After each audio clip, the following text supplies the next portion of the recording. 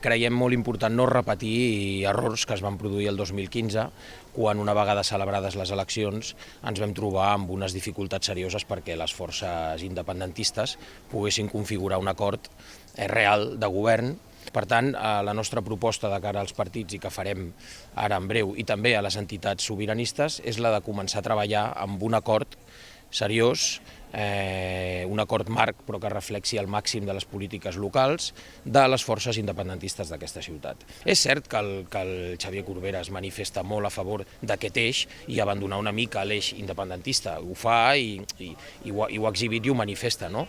Però també és veritat que arriba un moment en què la política, de la mateixa forma que és renunciar i pactar, també és prendre decisions. I aleshores, esclar, si deixa escapar determinat espai, en qualsevol cas és una decisió que ha de prendre. Jo crec que l'espai independentista, sobiranista, té prou gruix, s'ha demostrat, es va demostrar l'1 d'octubre, ho demostrem en els actes, ho demostrem amb el resultat del 2015, ho demostrem en el resultat del 21 de desembre. La política és acord, la política de vegades vol dir renúncies. És una miqueta l'art del possible. Aleshores, posem-nos-hi ja, perquè jo crec que hi ha molts punts d'acord i en política municipal es constaten i són reals. Efectivament, els de primàries obertes al seu dia es van manifestar a favor de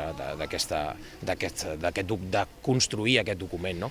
Volem anar una mica més enllà, no tan sols un document que digui que tots estem a favor de la independència de Catalunya, aquests desitjos els compartim des de fa molt temps i són constatables, però hem de treballar també de cara a un document, de cara a un acord que parli del govern de la ciutat.